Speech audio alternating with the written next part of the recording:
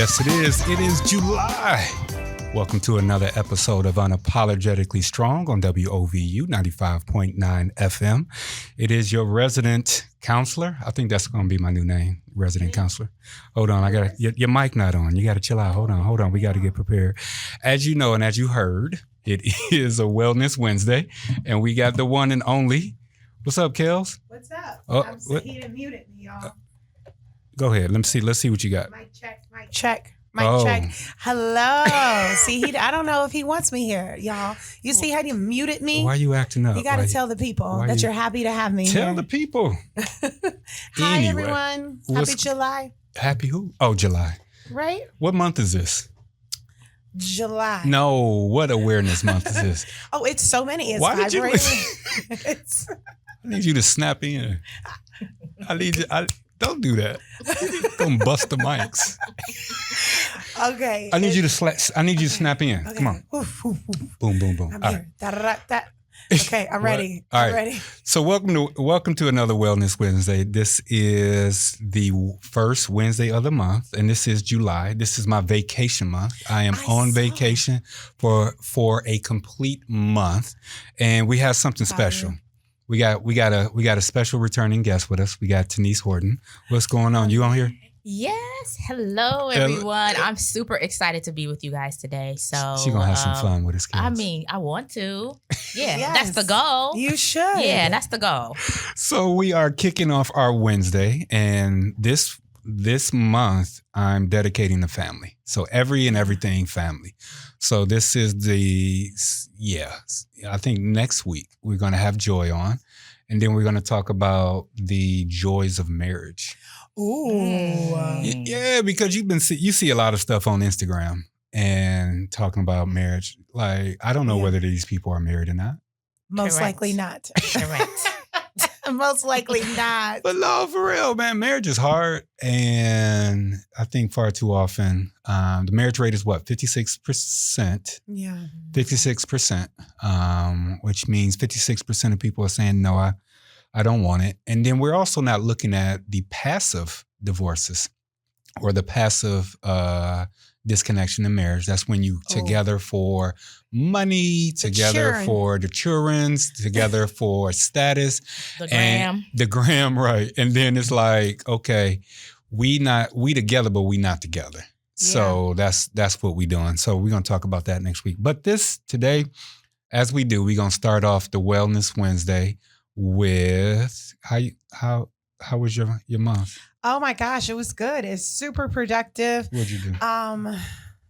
Just business. Business is going good. I'm doing a fast right now. I'm so excited. So shout out to Covered by God, Prophetess Tiffany Montgomery. Yes. The Year of the Bride. Okay, so what? let's just not talk about it. Yeah, I'm interested. Okay, I'm gonna send it to you. Okay. So I didn't go into the fast with that in mind at all. Oh, okay. So I just asked one of my spiritual sisters, like, hey, I got some stuff on my mind. I want to do a very extensive fast. Mm-hmm. This fast is amazing. And so I'm on day 21 today out of 25. So that really took a chunk of my time, and it's been productive. My son's out for summer vacation. So that's been nice. He's in Florida right now, actually trying to go live with me on IG. So shout out to Ace down in Kissimmee, Florida. He's so funny. Hey, Ace. What's up, Ace? See, Eric said hi. So, work is good. Just pushing boundaries and limits at the corporate job, really just standing in my power and my authority. It's been a month of standing in my authority and my birthrights. And so really excited about that. Very grateful. What's a birthright? Everything that God has said, the word, the word. But everything that, we were born to be able to experience, that oppression and ignorance and population control and abuse, by the government, Eric, you know what I mean, kind of tries to muzzle you. So it's been a big mouth month. It was a big mouth month. I thought I was the only person that was experiencing that. I'm a transition. Really? I'm a transition. Oh, okay. I think she had a big mouth month too. I did. I'm a transition to Tanese. How you doing? Welcome back. Oh, thank you very much. Well, I mean, I have been good. You had a big mouth month? I did. And I'm continuing to have one. And it's very interesting because I'm standing on business and don't have a problem with it. Okay. And that's okay. What is standing on business? That means you standing in your right mind, body, and in position of purpose. Okay. That's what that means. Is I that love what that it is? breakdown. Yeah. And so I've been out here riding horses too. Yeah. Like literally? Like literally. Because I really want to go horseback riding. I got you. Send me that I'll get you plug. the information. I'm gonna just sit real. back. Yeah. Eric, What? family, you're on What? vacation, so everyone needs to go. We all go. Where we going? Okay, where is it located? Well, there's two. What? Berea is the one that I went to. Okay, so, Berea. Yeah. All right. But horses are majestic animals, in my opinion. And my horse name was Safe, which to me is, I'm glad his name was Safe because I needed all the safety. Was I not supposed to laugh? No, I needed all the safety. I haven't ridden a horse since I was like 10. So I was embracing that. Okay. Love. It was very peaceful. Okay. Yeah. So what else have you been doing this month?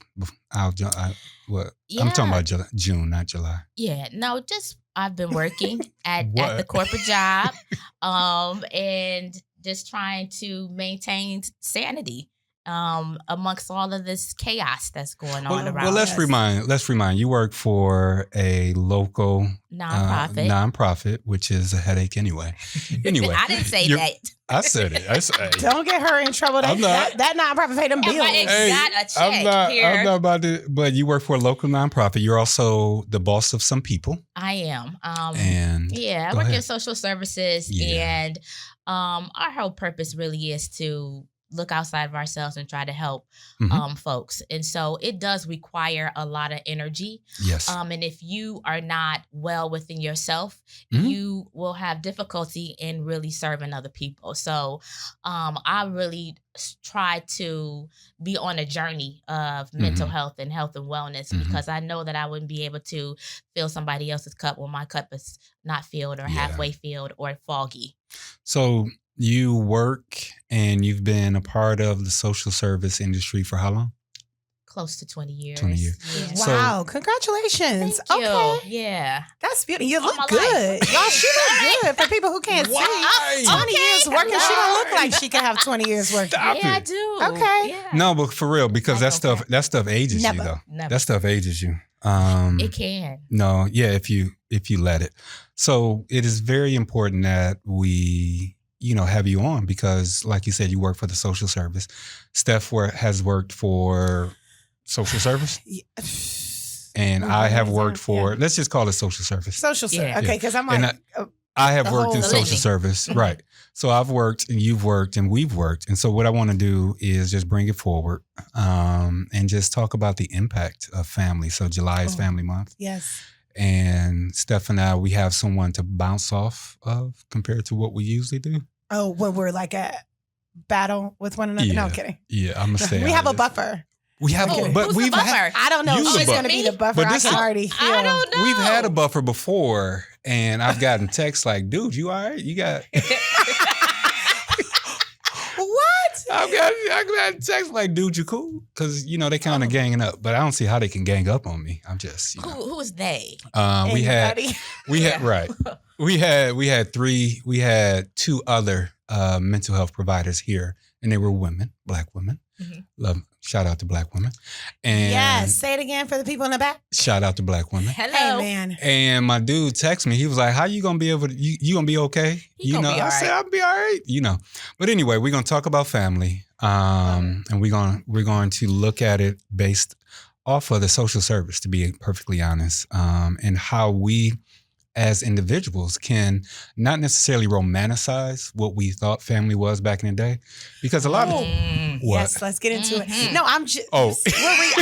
That's our equivalent to a clap. Yeah, that's a clap. Yes. Okay. Mm. No, because for real, So we good, we Eric. romanticize So we good. we romanticize family Yes, in a we do. way that they say what is the saying? Give them what you had, not what you didn't have. But some of the people, like what I had, I don't want my kids to have some. No. Yeah, Mom. Right. So I No. want to give them what I needed at the time, Yes. not what I had. So we're going to do that. And I want both of you all to expound on that. So we're going to take our break early so that we can spend some time on this topic. Yes. I love it. Wait, both of y'all gave me the look like we're taking a break early. Yes, I'm happy about it because it extends our next segment. So we're gonna take our break early. We're gonna do 2 promos. That way, when we're talking, we don't have to have any type of interruption. So we're gonna do a quick break or a elongated break, so that we can keep talking and keep things moving. So let's take this break. This is Unapologetically Strong on WOVU 95.9 FM. Welcome back, Unapologetically Strong. It is a Wellness Wednesday. So we have our resident Steph. What's up, Steph? Hey, I love that I'm a resident. You're a resident. Thank you. Then we got our special guest, Tanese Horton. Hey there. What's up? All right. So on the other side, we broached the concept of romanticizing family. Yeah. And so I think in this day and age, we do so much romanticizing, especially in this generation. So I'm generation, X, I think? Yes, I think that's right. Right? Okay. And so Generation X had a lot of independence. Generation X had a lot of independence, and we saw a lot of stuff. Yeah. And in seeing a lot of stuff, we went from we had corded phones to what we have right now. Yeah. And so the romanticized aspect is we were free, we were this, we were that. But in reality, let's be real. In reality, there was a lot of pain and trauma. So we saw an increase violence in children because there was no way to actually, get a hold of the kids. Mm-hmm. We saw an increase in bullying, but it wasn't the kind of bullying now. It was the type of bullying that, was deep-seated and hidden. We had the concept of incest was something that was rampant. So when we think back... When we think back and think about the idea of family and this romanticizing that we do, what are some things that you remember about, growing up that you knew for a fact that you did not want to pass forward? Anybody? I mean, a couple of things. Mm-hmm. A couple of things. One, I would say a scarcity mindset in certain ways. So just not thinking small. My grandma always encouraged me. She's always been encouraging, but I was raised by my grandma. So that mid-generation between me and my grandmother, that was not my upbringing. Right. And so I remember getting ready to go to college, and she really wanted me to stay local to go to Kent, and had this fear and scarcity mindset, really fear-based. But it was real. To go to Hampton. Yeah. And it was really real. No, I was going to say that. You don't need to go. Yeah. We cannot afford this. Yeah. And all of that. And so I realized I didn't want to carry out fear. I wanted to have a stronger faith. Her faith was really solid, but at that time, I realized it was solid within survivorship, and I wanted it to carry it out as being solid and thriving. And we talk a lot about surviving versus thriving. Right. So that scarcity mindset, that fear-based thinking and decision-making, which made sense for her generation, I didn't want to carry that on. And then also just secrets. Man. I feel like it was so many secrets that I found out in my young adult life. Why weren't you all just transparent? Go back though. That? So go back. And I'm gonna come back to the secrets, but I do want to go back to this concept of being raised by a two-generation gap. Yeah. So your generation was not your grandmother's generation, which means this idea, gender roles, race relations, social justice, all of that was different. So I'm assuming your grandmother was the boomer or somewhere around that effect because she had the scarcity, which... And technically, it may be, the later parts. So how old is your grandmother? 80. About 80. So she was before the boomer. So a little bit before. Yeah. So it's that depression era. It's that depression. Yeah. It's that 60s depression era type of thing. Depression 29, but that change era. When you think about scarcity. For us, we talk about, and I'm going to bring it over to Tanese. When we talk about scarcity in our practice, we talk about economic trauma, right? Yes. The idea that survival is the way to live, right? Because it was propagated. Yeah. It was in music and stuff like this. Thinking about this concept of scarcity and this idea of scarcity, when you say we romanticize struggle. Is that the same thing in your opinion, Tanese, to scarcity mindset? Yeah, I was thinking about my grandmother, born in the 30s, 37 actually. She passed on a year ago. Sorry And for the loss. yeah, I appreciate that. And I think about her not in scarcity though, in that generation for her. I think about her in surplus. Okay. And that's just an interesting dynamic that I've experienced with her. And so when I say surplus, I'm thinking over and abundantly so of love, of things, for sure. of materials, of herself. And so what I got from her and some of the elders was more so this insulary of village of love and protectiveness. So it may not have been scarcity, but it was shielding me from the things. So let's call it. I love that. Yeah. I love that. And when you say surplus of love, absolutely. Yes. And confidence. Yes. But it felt like, if I would say yes, my grandma had that, it contradicted in what she encouraged me to do. So yes, you can do anything. You can be anything. The world is yours, but you need to go to Kent State. Yes. Huh? And so it was like that. That's why I kind of shifted to that fear. So she wanted me to believe that. And it's in my head because it's the way I am now. Yes. But certain behaviors and risk I would take, she's like, no. Like, don't do that. And I had to continue to show her the discrepancies in that. Like, these don't match. These things don't match, Grandma. Which one is it? The other part is a lot of that is based off of fear. So in other words, that's transitional fear because every protective measure that a person that poured into you was based off of their fear and based off of what they were going through. Yeah. And the idea is if I stop you from actually feeling this way or having this experience, then I or you don't have to go through this. In reality, what happened, it kept us ignorant to a lot of things. Very.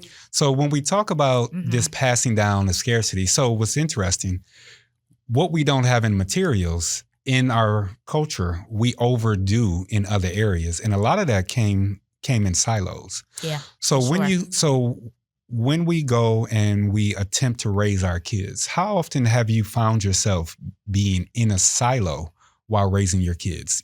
Passing down that thing that you said I didn't like to the little people. What do you think? Can you answer? Yeah. So one of the things that I know that I passed down was, let's keep it. So I have 3 and they're all different people. One of the things that I passed down was, oh my God, I'm thinking about the thing that I combated it with. Okay. rather than, so I combated it with overly talking. Yeah. So I combated the idea of asking why. Okay. Right. So I gave my kids the permission to ask why, but what did I pass down? I know initially I passed down keep a child in a child spot. You weren't able to ask why, or you didn't feel comfortable to ask No. why. So growing up, I couldn't ask why. Okay. So my kids can ask why, but I remember initially that kids did kid stuff and adults did adult stuff. Right. Now, that is still something that I understand better now, but I see initially it was more black and white, less than gray. Yeah. Because now it's gray with my kids, and I had to remember. Huh? Is it too gray? It's not too gray. Okay, good. It's not too gray. So that was one. Staying in the kid spot was one, and asking why or allowing my kids to ask why was how I combated it. I think. What do you think? Yeah, I'd never felt comfortable asking why. Yeah? Me neither. Nah. Like I even still now? did, though. Well, I mean, I did. Because there are people that right now, they still, but wait. I did. Oh, wait, time out. I shouldn't There's have still been. people right now that do not feel comfortable asking why. And it's directly connected to their inability to ask why growing up. Yeah. Oh yeah, for absolutely. sure. Absolutely. Condition. I don't know why I'm asking why now, because I don't have a problem with asking why now. But Mhm. before, any elder, I said it's because I said so. You know what I mean? That's what I was meant with. Contradictions. Yeah, because I okay. said so. Yeah. And so in order not to hear all of that, I just kept to myself and did what they asked me to do sometimes. Protection. Yeah. So that's called self-protection. Yeah. Mhm. Were you about to say something, Steph?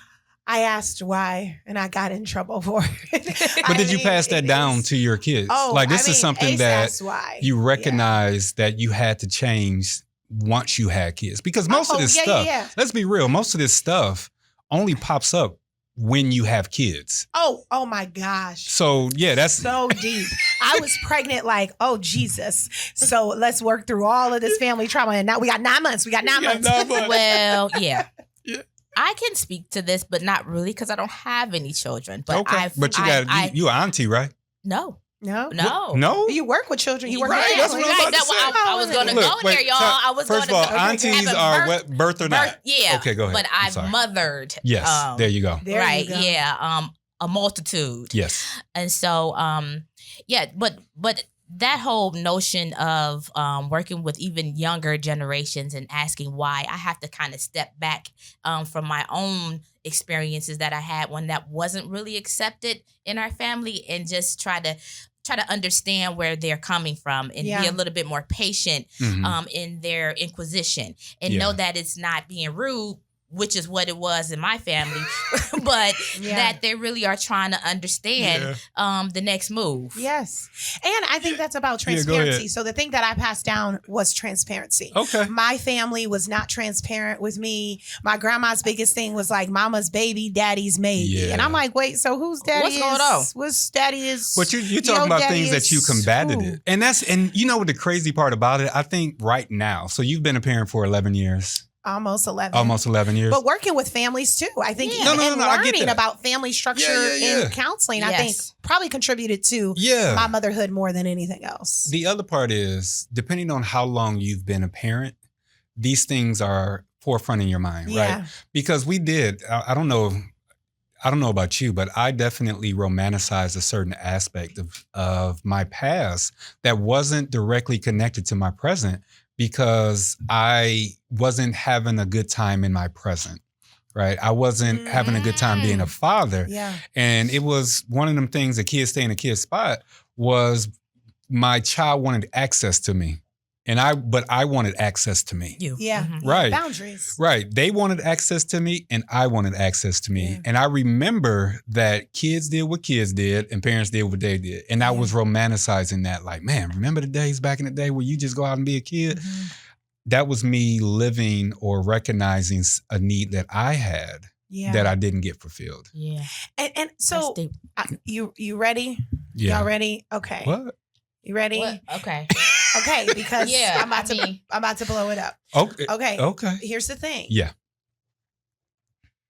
We run into problems in parenting when projection is prioritized. Which is a defense mechanism. So when we project, hey, I had this, I didn't have this as a child, I want to provide this, I don't want to provide this as a parent, that is parenting from projection and parenting from trauma, no matter which way we go, right? So if we say, hey, I remember this as a child, I want my child to behave this way. Yeah. That's projection, that's parenting from trauma, right? Yeah. Because a natural, more clear parenting path is for your child to teach you. And where you are in that developmental stage in your manhood or in your womanhood, combined with the developmental stage of your child and the circumstances of your nuclear family, all of that should drive the parenting, right? And if we take our personal projections out of it, then we give that child a better chance to not only thrive in the generation in which they are, but to live from an open mind,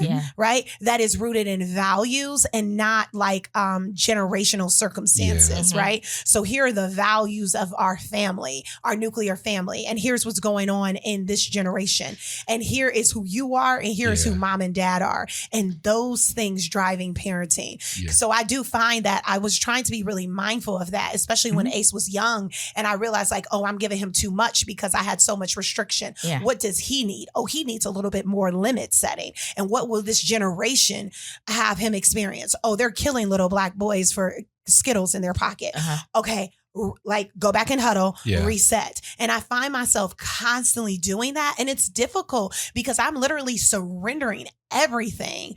And I have to ground it in my faith of like, God, guide me in my motherhood based on the circumstances, based on the bloodline curses I want to like rip apart and not have them touch my child. And based on what I don't see that you're doing in my son, like guide me. Go ahead, Does that make Tanese. sense? Oh yeah. And Go ahead, you need Tanese. to do that every day. Every day, every moment of the day. Oh. And I want to flip this too a little bit to have it talk about the child and how the child has experienced this. Yeah. The what part? So trauma. So this is the interesting part. When we look at romanticizing, the child doesn't have a romantic aspect of it. They just have a today, current, or a secondary knowledge of it. So when we're talking about trauma, or we're passing down trauma, the children are going through what's called vicarious trauma or secondary trauma. So I find when a lot of stuff was going on with George Forbes, Floyd. I said Forbes. But, George Forbes, isn't that a camp? Yes, I went to that camp. Shout out to George Forbes. Okay. He was also a council person. Right. And it's free, so register your kids, Cleveland residents. They have a lot of activities. Floyd. Amazing. So a lot of that stuff, what was going on, they were experiencing right then, right? The trauma right then. Yeah. Yes. And the amount, if parents did allow themselves to talk about it, the amount, and it got fostered or exponentiated by the amount of conversation they were having with elders. Yes. Elders, because they weren't actually going through anything, but you can see they had the same response. They had to watch the TV. They had to read the newspaper. They had to look at A, B, and C, because now I feel unsafe as a Black person. Now, now I am traumatized. What were you about to say, Tanese? Just that, one of the things that I experienced as a child was a parent, primary caregiver who had mental illness, diagnosed schizophrenia, bipolar. And I walked that journey still to this day, even though she has passed on, and carry all of those things and wounds. That's your shadow work. Yeah, that's my shadow work. And some of the things that when we talk about, and we're going to touch on that, but we can touch on it now too, is secrets and how they are not talked about, and still to this day, the family don't talk about some things. They choose to sweep it under the rug or not address it. And so growing up in that kind of environment, I'm very grateful that I had a village. I had a village that took care of me, but they also shielded me, and me not knowing, but knowing. Me not knowing the specifics, but knowing that when she covered the TV, that there was something going on. Knowing that if there were outbursts at the grocery store, that I was embarrassed and didn't know why, because, hey, there's something going on here and I don't know what it is. And so there's so many things that happen within our community that we continue to not talk about, not address, and it carries on as a child. It affects you. You carry that burden as an adult. So what do you do with all of that? Well, let's be real. You need balance. So this is the interesting part. When we talk about secrets, we talk about, just like we talk about most things in life, we make broad brushes of things. Yes. There are definitely things that children should not be exposed to. And whether you call it secrets, whether you call it omission by whatever, is definitely some things that are age appropriate. Now, if we're talking about incest, we're talking about abuse, like the secrets I'm assuming that you're talking about. Mental health concerns. Right. Right. So there's certain things that need to be said. So let me know something. How do you balance the idea of the amount of secrets, quote unquote, that we allow or disallow our kids to know? I don't think it's anything a child shouldn't know. Okay. I think it's about how you deliver the information and making sure that it's developmentally appropriate, and it can be digested with the intention of growth and prosperity and understanding of how the world works. So you know that because you're a therapist. So what about the listeners? So when the listeners, hey listeners, what does that look like? Yep. Okay. The same. But and no, what I for real. said. The and same. replay. Like I think when you put it on the YouTube, just go. What does it look like though? Okay, this is what it looks like. Yeah. It looks like keeping it real. Okay. It looks like doing your own inner work, having resources in place, a therapist, your pastor, whatever your spiritual, focus is a prayer, having that discernment of the Spirit to guide you, and having a plan with your partner in the house to see what do we need to do to be able to share this with our child so that their blind spots don't make them feel unsafe and their blind spots don't allow them to create narratives that is not even what's happening, right? Because then they'll hold on to that truth they made up. They'll hold on to the lie that they made up in order to organize their environment. So I think it looks like, one, keep your mental health intact. Keep your mental health intact. Always have an intention of growing your children. So you have to reframe whatever you're sharing as an opportunity for learning and growth, and have others weigh in on it. It's not just on you. You know, like you were saying, it's a village. It's a village. So lean into that and pause, because everything doesn't have to be addressed in the moment. And I think that's when we mess up, when we're like, oh, this happened. Let me run and tell the kids, or let me run and lie to the kids, or let me just run and run. Let me just run. Pause. Oh, wait. And come back when you are well. Tanese. And in doses. And in doses. Tanese. Yes. We're all mental health providers. In here. But I said it like a people's person. No. I'm a lay So this person. Well, you work in the mental health field. Yes. You work in It was clear, right? I think Yes, no, you were perfectly clear. Yeah, no, for sure. But this is my caveat. I find when I'm around other mental health providers, they have this pie in the sky concept, because I have it too. Right? That everybody can get help. Everybody can do it. I have it too, because that's what keeps me fueled. But I don't think the lay person, one, is doing their shadow work in order to know enough. When you're working with families, how often do they know the things that are in their shadows? And so let's go back. When I'm talking about shadows, I'm talking about the things that are in the dark that you hide, you know, not only your insecurities, but the real you, right? Yeah. The real you. So what you think? Yeah, I mean, again, I work in social services, and I consider that some knowledge and some experiences. And I also would consider myself a layperson in this room. And when I'm working with families, to answer your question quite blank, most people are not doing the shadow work. And that is, I know this because we work with families, kind of taking them from coming in, getting some assistance, doing an assessment of sorts, a family assessment that asks the question about their mental health and wellness. And sometimes we don't get the full throttle of the answer because it may be too new of a relationship that has not been built on a solid foundation. But it also comes out in our experiences with them that there's still some work to do as far as shadow work, even if it's either some work to do or they haven't acknowledged that there's work to do.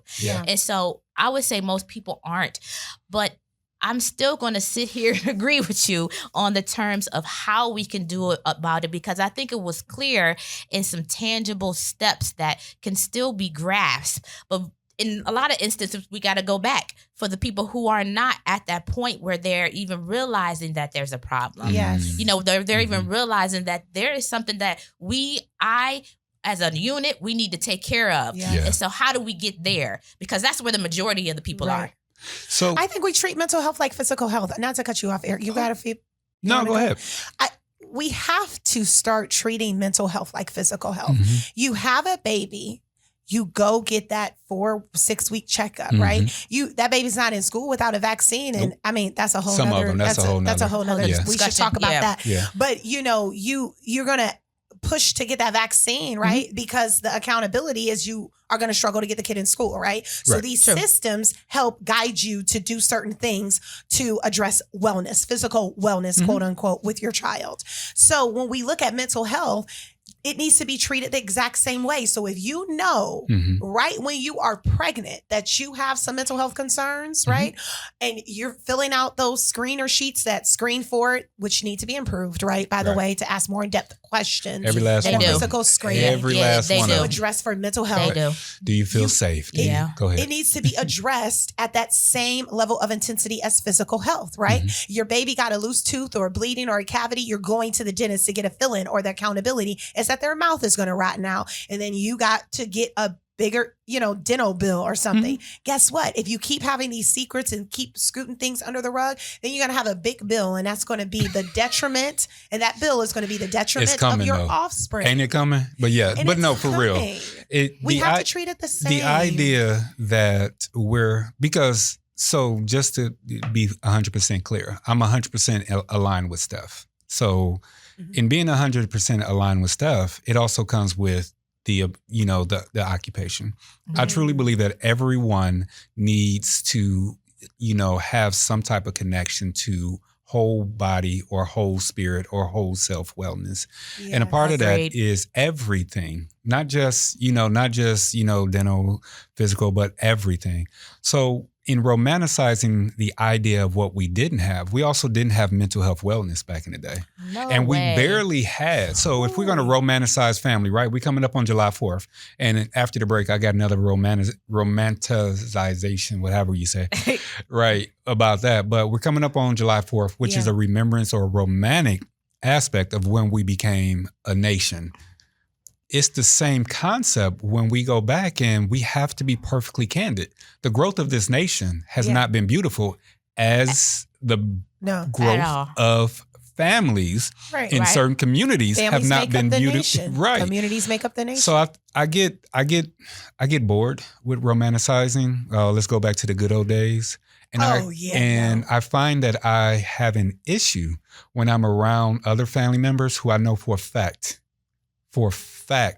has harmed, a generation, talking about, back in your day, we had A, B, and C. So this idea that everything is beautiful is problematic in my opinion.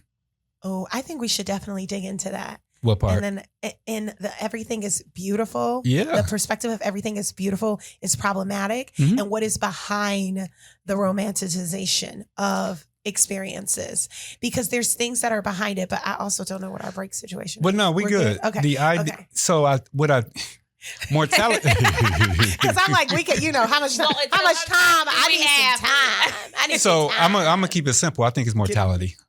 As we age, we hang on to this idea of relevance, right? Yeah. When we hang on to this idea of relevance, we tend to only look at the positive or the good parts of the olden days. Yes. In order to make us feel better. Because as you know, there are two sides of this human existence that are, I guess, the protected class or the helpless class, as you can say. Childhood and old age. And once we reach old age ship, quote unquote, I think there are times when we attempt to hold on to things that need to be let go and we romanticize it. Can I challenge you? Sure. I also think it is rooted in forgiveness. In what way? That maybe the romanticization of those experiences as you're reflecting on your life and life is about to end for you, maybe, or you think that's your next milestone. No, I got you. The next milestone is transition to our Godfather. And I believe that folks may look back and forgive. Look back and forgive those dark times and forgive the people associated with them and elevate and hold on to the good times, right? And so I think it's a thin line between romanticizing and completely ignoring the hardship and forgiving and releasing in order to hold on to the love, right? And to where you come from and to your root. Because without navigating that balance, then you're moving with resentment as well. I think I'm a bounce over. That's what we want it to be. Yeah. But it's not actually. It's we want it to be looking back as a forgiveness and a repaved road. In a lot of cases, they're going back to them potholes in them roads because that's familiar. But go ahead, Tanese. No, I totally agree with you on that. That is some people's circumstances. And in order to move forward, people may choose to take the left or the right road. And the right road might be, I want to move on, not forgetting, but just to move forward in life. And what you shared, Eric, is that rooted in some data that you... So we were going to talk about this on the other side. Okay. So most likely we're going to possibly go back to a different president who is rooting the romanticism. So his whole campaign is rooted in romanticism of days gone past, right? Yeah. So this idea of returning is not something that started with with Trump. It actually started, if I remember correctly, previous to Richard Nixon, back when the culture wars were going on. And so it was the romanticization of this word. Right. Yeah, man. Everybody say romanticization 3 times. Go. Right. Go.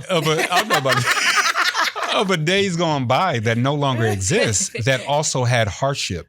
And so when we're looking at our families and you're raising families in this time, the idea is, what are we going back to?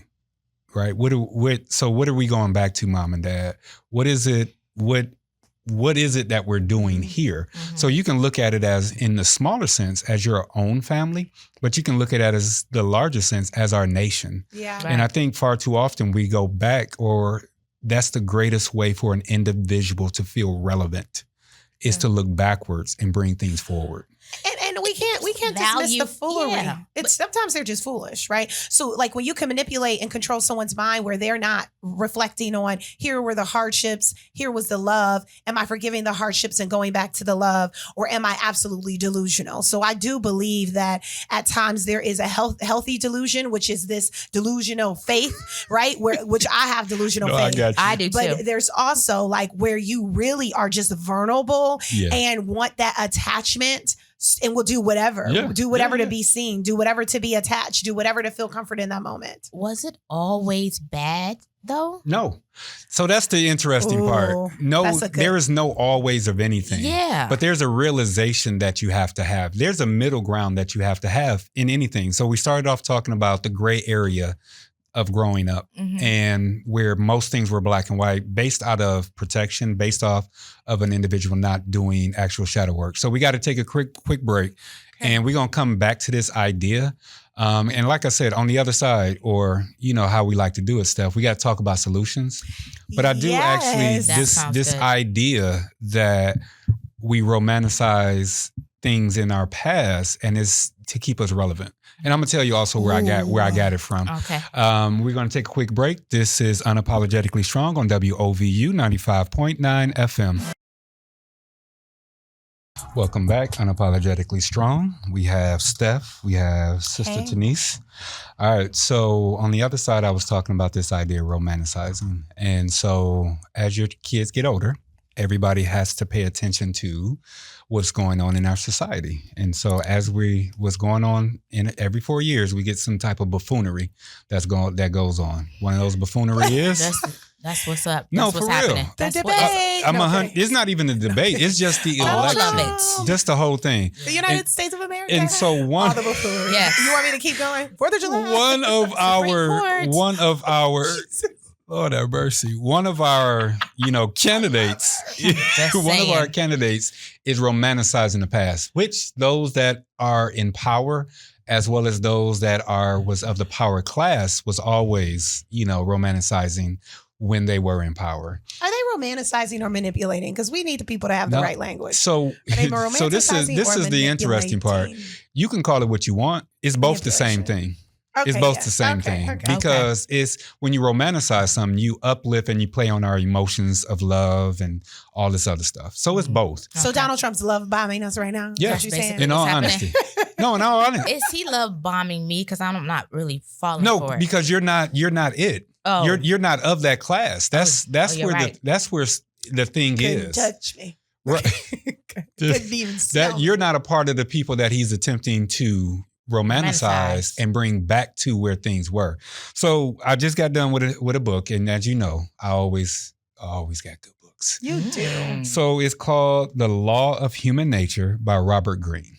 Okay. And so the best part about this book, Robert Greene did the 48 Laws of Power and all these other different type of books. This is his most recent book. And so he breaks down human nature to the point to where we were in the book, Steph. Like the things that we talk about on air were in the book. Like, so we need to write a book. I'm not doing that. The amount of shadow work, the amount of this, the amount of that. So one of the, I guess, what's the word I want to look for? Is this idea of how the generations clash.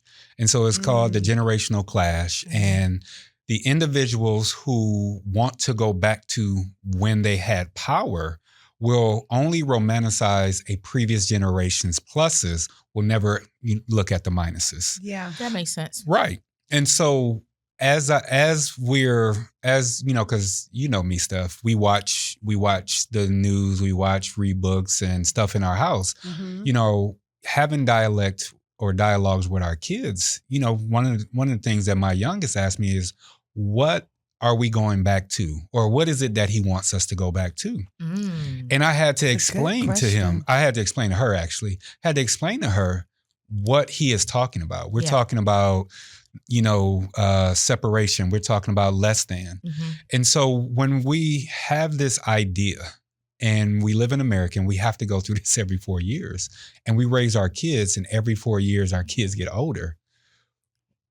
we have to be responsible in how we talk about the past in a way that we're not romanticizing. Absolutely. We're actually being real. Yeah. Absolutely. Okay. We got 10 minutes, Yeah. and we got to get to some solutions. Okay. Go ahead. No, do your okay. thing. So here's the thing.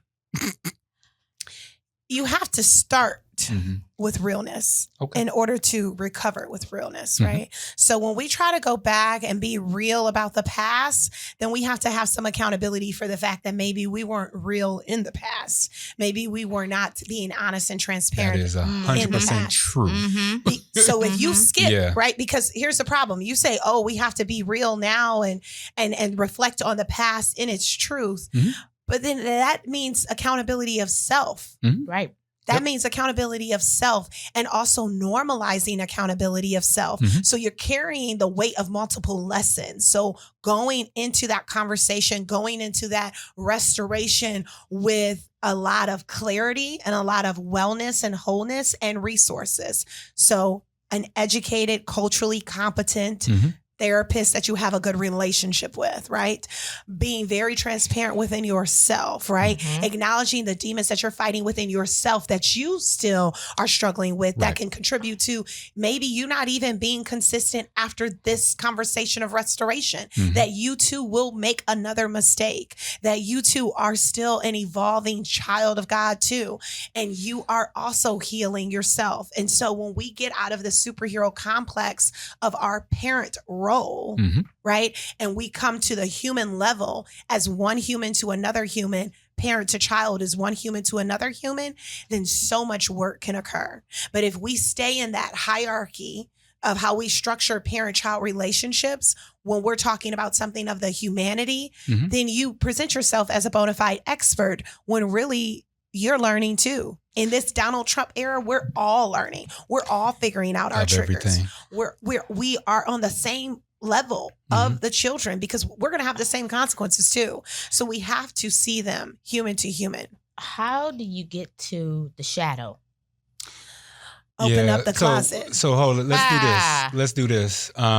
So let's make it operational, right? Let's Okay, Eric's gonna operationalize organize this. this. Thank Yeah, you we very got we much. got to organize. Thank you. I mean, this is still a live show, so we got to give the people Hey, y'all. something. Y'all getting something out there? It's not just Okay. us that's in this. I know. Okay. Well, okay. I think that was a So good Y'all getting something out there? I hope. transition to Yeah. finding some solutions. Yeah, is so- how do you get to the shadow? So let's look at this operationalized. So from your You standpoint, wanna do are we? three? Huh? Okay. I like when you do the 3-3. Yeah, 4. yeah. Okay. Are you talking about from the child point? Like who are we talking? What position? the grown up. The grown. Okay, cool. Because it looks different as a kid. Yeah, it does. So if I'm looking on how to do the shadow work, okay, the first thing that I'm going to instruct someone to do is pay attention to the items that provide you mental and physical discomfort. So that's one. Mm. Secondly, I love women. I love y'all. The second Yes. thing I'm going to ask them to do is process that. And what do I mean by process that? Ask yourself, why am I feeling it? Well, what do I believe about this feeling? Yeah. And how often does this feeling happen? Mhm. And then the last thing that I would, ask people So to do. self-assess. Right, self-assess. Last thing that I would ask people to do is create a plan based off of restoration and healing. And what does that look like? Yeah. Once you pay attention to something, you can't unsee it. So a part of that is stop lying to yourself. Yes. Be attentive to exactly who you are and become aware. Second thing is, once you stop lying to yourself, do the thing that makes you uncomfortable. And the last thing is, as you're being uncomfortable, recognize how safe you are in being uncomfortable. So that's it. I love that. Love I this. love that. What you think? So shadow work plan, number 1, pray. I'm always going to say that. So pray, because that shadow is a demon. Let's just be clear. Hello. So I am with you all the way there. So pray to scan your village. Because if you're doing this work and you're trying to heal and you're doing the shadow work, there are people that even when you address your shadow would throw that umbrella over you, and now you got another shadow. They're going to hover over you in order to sustain you in that space. They gonna throw stuff on you. They gonna throw that shadow back on. Like, wait a minute, I love that shadow. That shadow sustains our relationship. You better stay in the shadow. Yes. I love you for the shadow Yes. because the shadow serves me.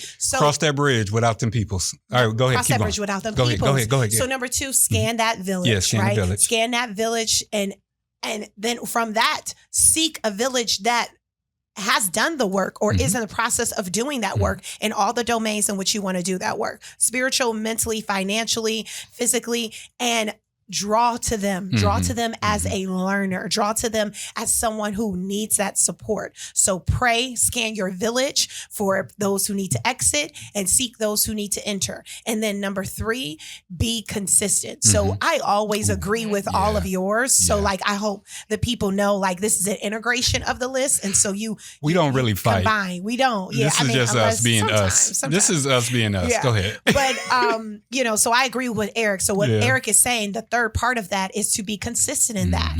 And so in that consistency, know that it's not going to be easy. Know that you are going to be tested. Think about Velcro. No matter what, when you pull Velcro apart, them things don't want to come apart. Every little fiber is intertwined and connected, and there's a ripping. There's a tearing that comes, right? And in that tearing, it's going to be challenging. It's going to get stuck in some areas. It's not going to feel good. This is not a feel good work, right? So be prepared for it not to feel good. So 1, pray to scan the village, enter and exit. And number 3, be consistent and be prepared for the ripping. Man. I have something to say. Hey, little girl, you are not alone. Hey, little girl, little one, it may seem like it, but he got you. Comfort during what may seem confusing, dark, and foggy days. Hey, little chubby cheeks, who seems to be meek and mild. No matter the circumstances, you are covered with protection, insulation, with salvation and purpose for your life and the process. I know the plans that I have for your life. They are plans for good and not disaster, to give you a future and a hope. Jeremiah 29:11. New Living Translation. They are to never leave you or forsake you. So no matter the circumstance or others that may come your way, I knew you before your mother knew you in her womb. So no matter the tide, and in spite of all outside appearances, actions and non-actions, I got you and always will. Oh, shoot. Jesus. I done gave it snaps. All right. Hold so on. Her number was number 4. Stay encouraged because you already won. Yes. All right. So, wait a minute. Hallelujah. You can't do that on okay, the... sorry, y'all. Sorry. I'm sorry. Y'all okay? Are y'all Yeah, the ears. All right. So, y'all wild. Thank you guys again for so much fun. Yeah. Tanese, thank you for rejoining us today. Thank you for having me. So, July... Steph, as usual. So July is, as I said, is Family Month. So we're going to talk about family. You get to re-listen to this episode on Unapologetically Strong on YouTube. Should drop on Friday. So you won't have the commercials, but you'll have everything else. And also, so in the next coming months, we're going to redo the name. So the name of the show is just simply going to be Unapologetic with E. King. Yes. So we just gonna make a broad swath. So and I'm gonna go be me on here. Eric. So I'm gonna be my shadow on here. But we gotta go. This is Congratulations. This is good. Thank you. Oh, we gotta go. This is Unapologetically Strong on WOVU 95.9. Peace.